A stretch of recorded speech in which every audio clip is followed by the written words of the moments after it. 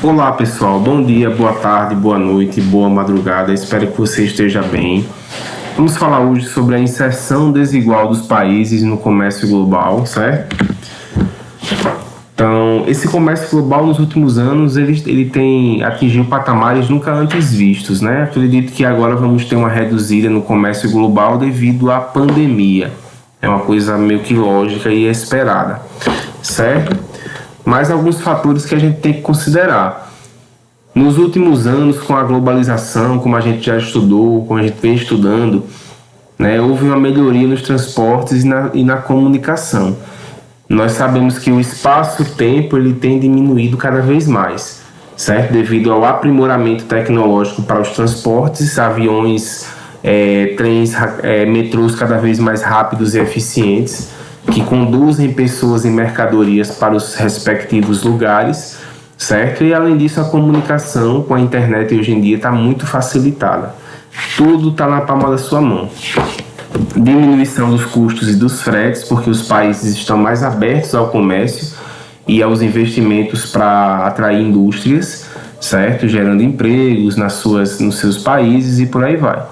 Tá? E aumento do mercado consumidor, vale lembrar que nós temos uma população hoje mundial que está próxima aí aos 7 bilhões de pessoas, é muita gente, certo?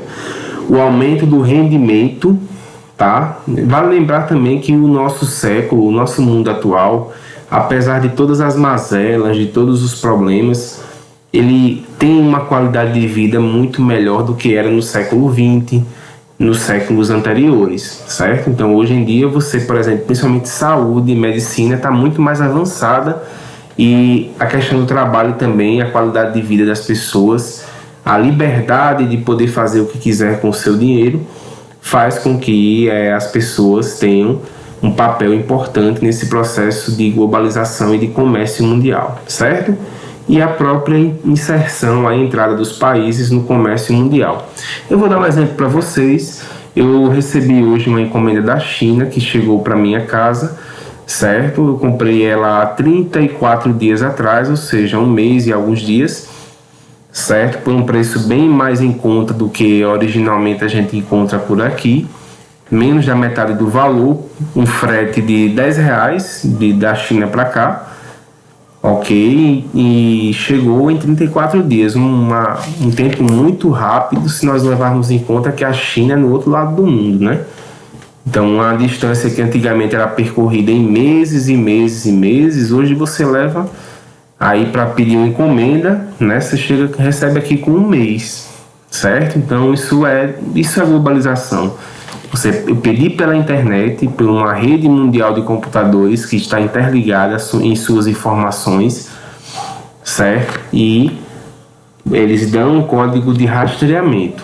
Aí você vai identificar onde está seu pacote com a sua encomenda.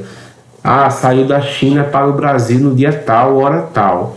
Aí você pode acompanhar, ele chegou no Brasil, né? De Curitiba ele vai para São Paulo, de São Paulo para o Recife, do Recife ele vai sendo distribuído aqui nas cidades do Nordeste, certo?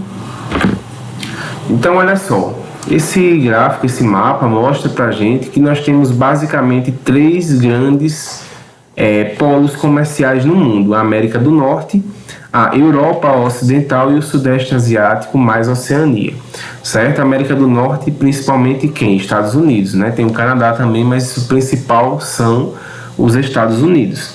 Na Europa Ocidental você tem países aí como a França, a Alemanha, o Reino Unido, a Itália, que também são importantíssimos polos comerciais. Já no Sudeste Asiático você tem países aí como a China, a Coreia do Sul, a China, no caso na Ásia meridional, você tem a Índia, você tem a Coreia do Sul, Japão, certo? São países aí importantíssimos na Ásia. E na Oceania você tem a Austrália, de enorme peso mundial, e a Nova Zelândia também, né? Então são esses 3 grandes polos do comércio mundial: América do Norte, Europa Ocidental e Sudeste Asiático mais Oceania, certo? O restante gira em torno desses 3 e tem uma menor importância neste comércio. No caso, quem? América Latina, África, Oriente Médio, e leste europeu e Ásia Central, certo? As empresas transnacionais são de fundamental importância, né, gente? O que são empresas transnacionais? São empresas que têm uma sede em um país, em determinado país, geralmente esse país é muito desenvolvido, tem uma mão de obra especializada, alto potencial industrial, certo? E começa a espalhar essa empresa em outros países, são as chamadas filiais vem de filho, né? Filiais, certo? Então, por exemplo, a McDonald's, a Bob's, a Burger King, certo? São exemplos de áreas de empresas, no ramo de comidas, que tem sedes em vários países do mundo. E aí nós formos aí para a questão dos carros, você tem a Fiat, tem inclusive uma fábrica da Fiat aqui em Goiânia, em Pernambuco, certo? Então, são empresas que adaptam seu modelo aos países para os quais ela vai, tá certo? Então, aproveitam também a mão de obra barata desses países, geralmente países emergentes ou subdesenvolvidos, que fornecem mão de obra barata e matéria-prima para suas indústrias, certo? O mercado de trabalho global ele é cada vez mais exigente, ok? Então vocês, como jovens, tem que ter isso em mente. Hoje em dia o mercado de trabalho não está fácil, isso é uma tendência, certo? Porque hoje em dia você tem máquinas que fazem trabalhos repetitivos, trabalhos que eram feitos antigamente pelas pessoas, né? Que era só colocar um equipamento na máquina, no produto, e uma tarefa repetitiva. Hoje em dia você tem a máquina, não precisa mais mão de obra para isso. Então hoje em dia o mercado de trabalho cobra o quê? Inovação, criatividade, empreendedorismo, que você seja uma pessoa capaz de trazer algo novo, certo? Se você só souber o básico, as máquinas fazem o básico. Infelizmente, a tendência é o desemprego aumentar devido a tudo isso, certo? Então, se você que é jovem está me assistindo, tente fazer cursos de inglês, aprenda um novo idioma, especialize seu conhecimento, não fique só no básico, achando que tirando 6 ou 7 na escola tá bom para você, você vai terminar os estudos e vai arrumar o melhor emprego do mundo. Não é assim, infelizmente, a vida é difícil e o mercado de trabalho está aí para comprovar que nós temos aí 13 milhões de desempregados no Brasil praticamente. É muita gente, meu amigo, é muita gente, minha amiga. Então se cuide, se especialize para que você, infelizmente, não venha a fazer parte desse lote de pessoas que não têm condições de ter um emprego no momento, certo? Nosso país, nesta altura do campeonato, não oferece muitas opções para quem não tem essa especialização, tá certo? E aí você tem também, além de toda a dificuldade do mercado de trabalho, a flexibilização trabalhista, que é o que? O trabalhador cada vez mais é reduzido em seus direitos em relação ao patrão, né? Então, a diminuição do poder dos sindicatos, a negociação patrão-empregado, que sempre coloca o empregado em condição de subordinado ao patrão, porque se o empregado sai, tem 900, tem 1.000 pessoas lá fora para ocupar a vaga dele. Então, os salários tendem a ser mais baixos, certo? A exigência tende a ser cada vez maior e algumas coisas na nossa sociedade tendem a idolatrar esse modelo de trabalho. Quando você vê assim, disciplina, organização são coisas importantes, mas que têm sido levadas a um ponto que parece que o mundo não existe fora desses conceitos, certo? Então, por exemplo, estude enquanto os seus concorrentes estão na praia no domingo, né? Então calma lá, porque isso aí também não faz muito sentido, né?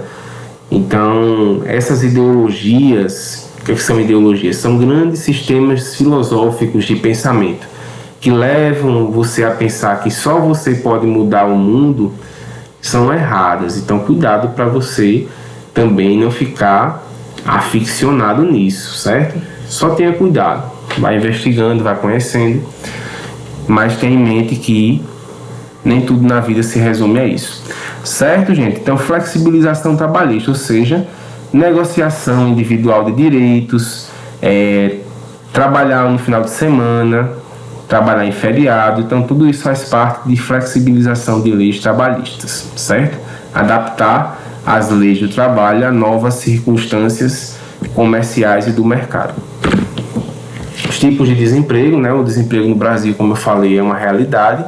Nós temos cerca de 13 milhões de pessoas desempregadas, fora aquelas pessoas que vivem do trabalho informal, ou seja, aquele trabalho que não é registrado em carteira, certo?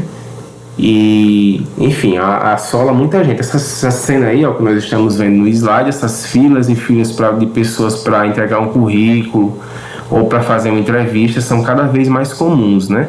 Nós temos realmente um quadro preocupante para os próximos anos. O desemprego estrutural. O que é o desemprego estrutural? Já está dizendo, pessoal, é da estrutura do trabalho, né? Que agora a máquina vai fazer a atividade repetitiva que o empregado fazia no passado. Então chegou a máquina, a máquina ela é mais rápida, mais eficiente, não tira férias, não fica grávida, não envelhece, não tem aposentadoria, não tem mais custos para o empregador, certo? Então a máquina vai fazer o trabalho que os seres humanos faziam manualmente no passado, certo? Então isso é uma mudança na estrutura do serviço, na estrutura do processo de fabricação, tá certo? Então isso é o desemprego estrutural.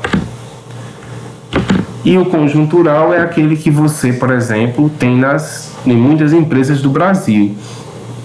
Por exemplo, as empresas costumam contratar em épocas de final de ano, de Natal, Ano Novo, porque as pessoas têm 13º, o saláriozinho vem mais gordinho, e aí vão para o shopping, para as lojas comprar um presente para a sua família, enfim. E aí gastam mais dinheiro, movimentam mais dinheiro, e as empresas têm mais lucros. Então, para dar conta dessa demanda, as empresas acabam adquirindo mais trabalhadores para o seu quadro, certo? Mas aí quando começa a chegar o mês de fevereiro, mês de março, quando as pessoas já não têm mais o 13º, já estão mais apertadas, pagando a dívida do Natal, aí as empresas tendem a fazer o quê? Para enxugar os gastos delas, demitem a mão de obra que está sobrando, que não vai ser tão útil para elas, né? Então as pessoas acabam sendo demitidas, certo? Então isso é uma situação, é uma conjuntura. Este é o desemprego conjuntural, devido a uma circunstância de momento nas empresas, certo?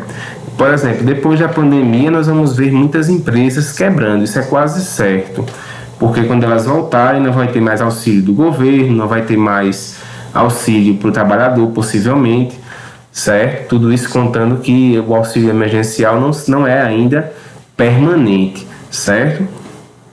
E aí o que acontece? Vai diminuir o lucro das empresas e elas vão ter que colocar muitas pessoas, trabalhadores, no olho da rua, tá certo? Então isso é uma situação, é uma conjuntura específica do pós-pandemia. Então isso é um desemprego conjuntural. Tá certo, gente? Então é isso, eu fico à disposição de vocês. Qualquer coisa, entrem em contato, tá bom? Um abraço e se cuidem.